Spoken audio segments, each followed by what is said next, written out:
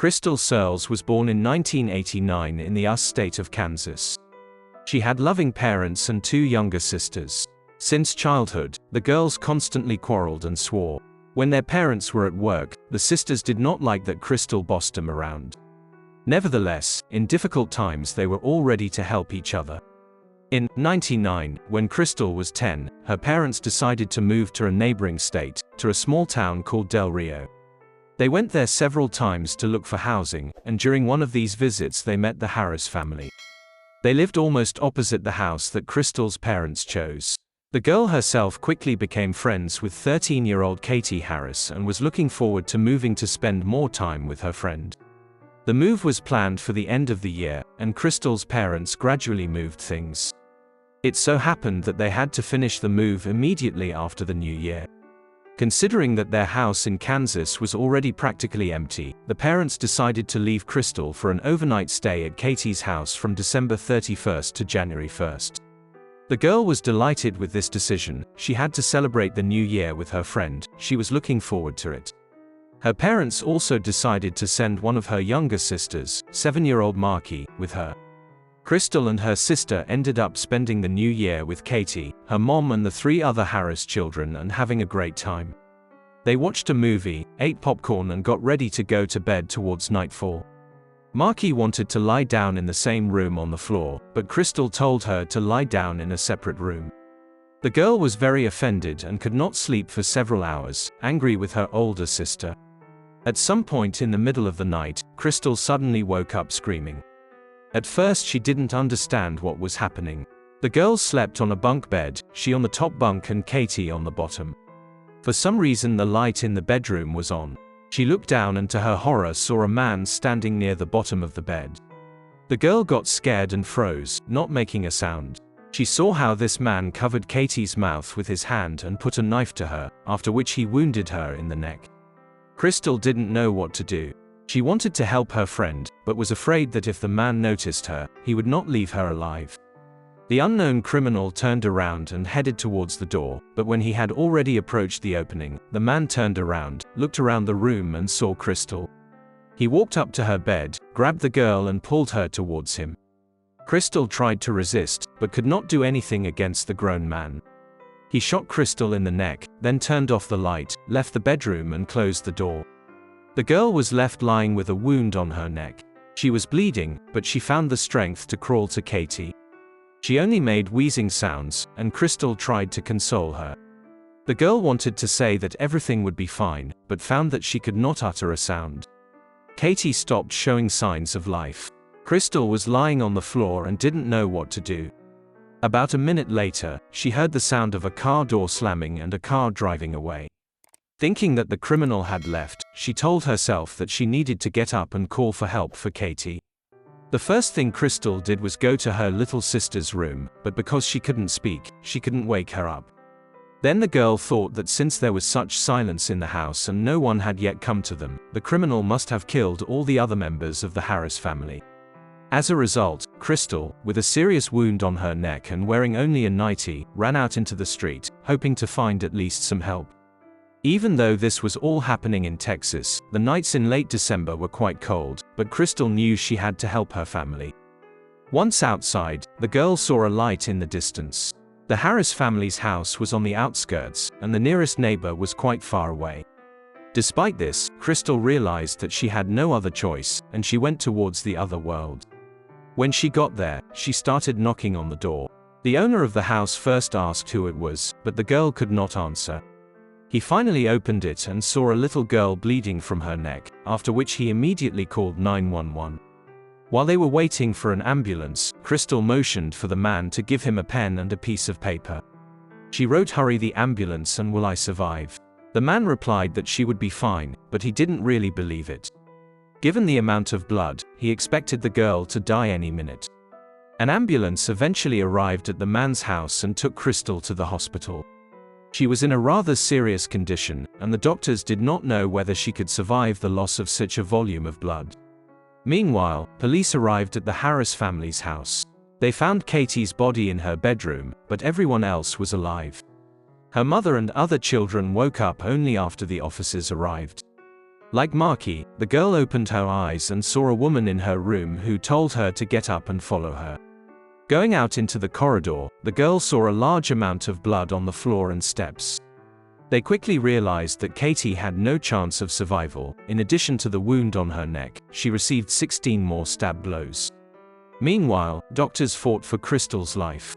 They needed to transfer her by helicopter to another hospital, but for this they needed her parents' permission. Early in the morning they called her mother. The shocked woman gave them permission and immediately went to this hospital in San Antonio. Immediately after the operation, Krystal was connected to a ventilator. She woke up a few hours later, and by then her mother was already next to her. When the girl woke up, she found that she could speak again and immediately asked her mother if Katie was okay. The woman did not want to tell her the truth, fearing that the news about her friend's death might have a bad effect on the girl, but ultimately she did so. After learning that her friend was dead, Krystal wanted the police to catch this man as soon as possible. Investigators, who had been waiting all this time for the girl to be able to tell them about what happened, invited a police artist, and he drew up a portrait of the suspect from Krystal's words. She said the man had long dark hair and a beard that covered most of his face, as well as dark and angry eyes. After seeing the artist's work, Krystal said that the drawing looked very similar to the killer. After this, the police began to study previously convicted criminals who lived in that area and collected several of their photographs from the database. They returned with these photos to Krystal's hospital, and the girl began to carefully look at each of them. Then she stopped at one photo and silently pointed her finger at it. This was the same criminal she saw that night. That man was Tommy Lynn Surles. He had an impressive criminal history and lived in Del Rio. Detectives immediately went to his home. They walked to the door of his trailer and started calling for Tommy, but there was no answer. However, his door was slightly open, so the police went inside. They found a man in the room and he calmly told them, "I'm glad I finally got caught. I'm tired of doing this." When they handcuffed him, he didn't even ask why he was being arrested, and during the first interrogation, Tommy confessed to everything. He said that that night he decided to sneak into this house and found a window that was open. The man climbed inside and walked around all the rooms. He listed everyone he saw sleeping with the police, but Tommy chose Katie as the victim. The fact was that he knew their family and had noticed this particular girl a long time ago. He approached her, cut off her underwear with a knife and tried to abuse her, but she broke free and screamed. However, the man quickly grabbed her, covered her mouth with his hand and killed her. Apparently her scream wasn't loud enough to be heard by anyone other than Krystal, so no one else woke up. Tommy was about to leave, but at the last moment he saw Krystal and decided to get rid of her. He shot her in the neck, left the house and drove away, thinking that the second girl was also dead. The man even agreed to go with the police to the Harris house and show exactly how he committed this crime. He told them everything with a smile on his face, and the detectives got the impression that Tommy was sincerely proud of his action. However, the police knew that this was not his first crime. Mostly he was arrested for petty crimes like theft, fighting and drunk driving, but once he sexually assaulted a woman, for which he received 4 years in prison. But despite all this, investigators began to form the opinion that Tommy might be involved in other serious crimes. The way he calmly snuck into someone else's house, committed a murder, and left without waking anyone but Krystal led police to believe he might have committed more than one murder. They began to suspect him of other crimes when Tommy suddenly surprised the detectives on the way back from the Harris house. He, sitting in the police car, said, "You probably want to know about the others." After these words, the police began to interrogate Tommy, not even suspecting that conversations with him would last for several months. His mother could not cope with raising all the children. When he was not even 10 years old, Tommy and his twin sister were simultaneously diagnosed with a serious illness. The girl died, but he survived. From early childhood, Tommy began to lead a problematic lifestyle. He drank from the age of 7, practically did not go to school and began to engage in petty theft.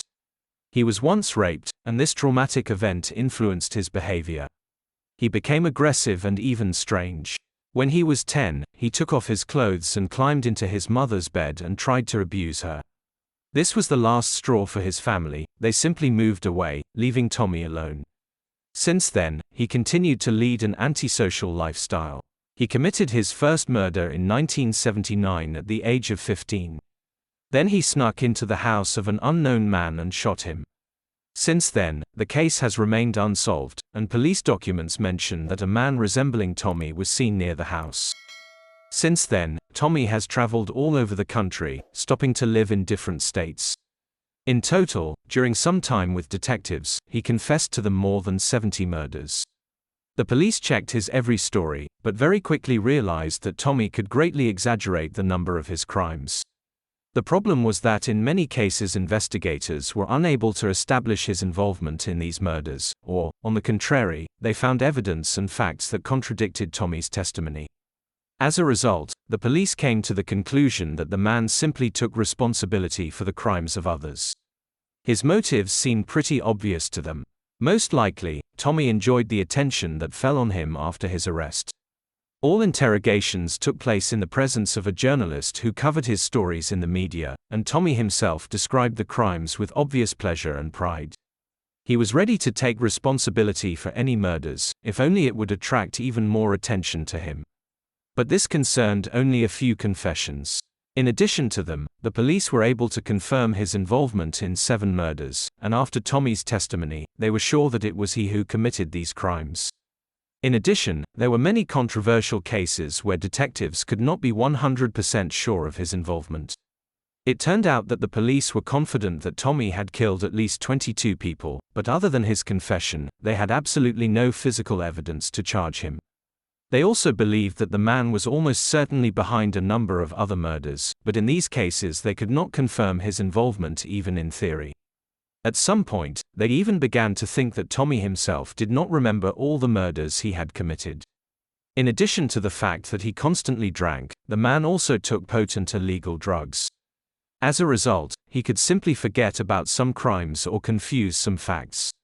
During 1999, in addition to the murder of Katie Harris and the attack on Krystal, the man confessed to the murder of 4 more people, 3 of whom were children, but due to the fact that the police could not find any significant evidence in favor of Tommy's guilt, in the end, he had to go to trial in only 2 cases, the murder of Katie and the attack on Krystal.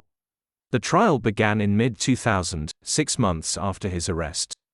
The prosecutor said he intended to seek the death penalty, and Krystal, who by then had almost completely recovered, was looking forward to the opportunity to testify against her friend's killer.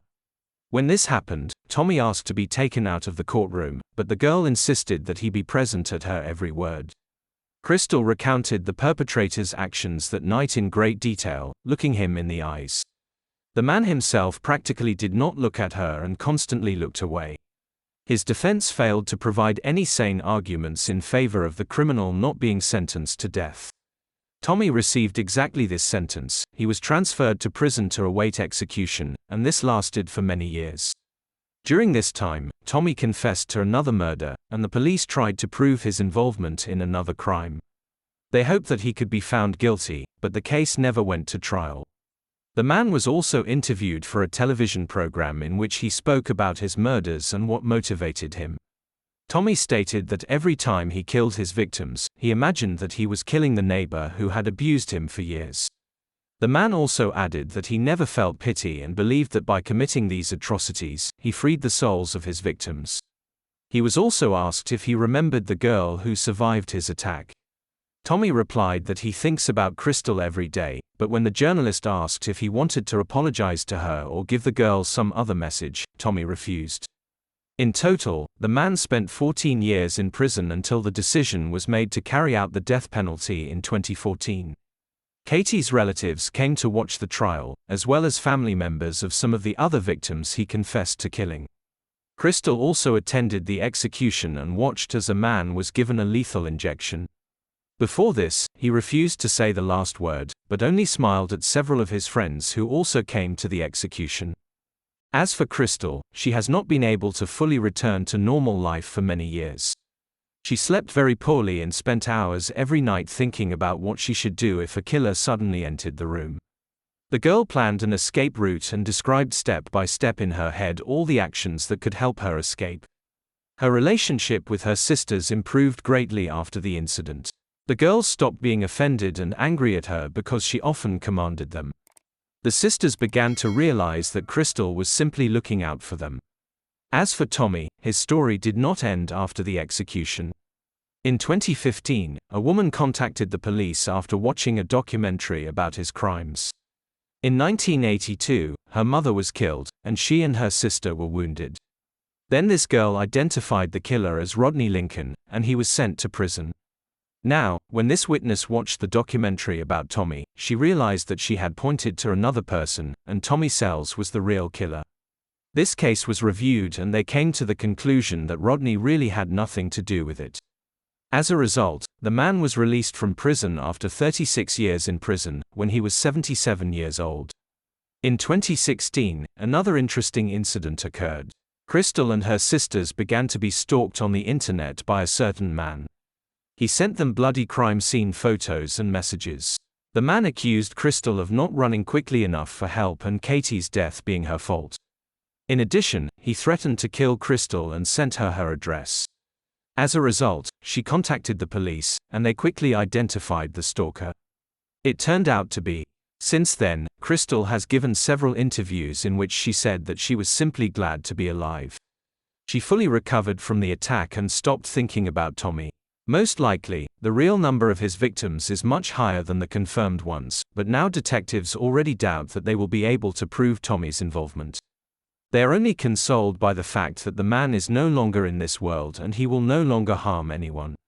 As for why Tommy never came to the attention of the police for all these murders, the answer was very simple: he had no job and no place to live, and the man never stayed in one place. He constantly traveled between cities and states, hitching rides. In addition, with each new murder he gained experience and did not leave any evidence behind him.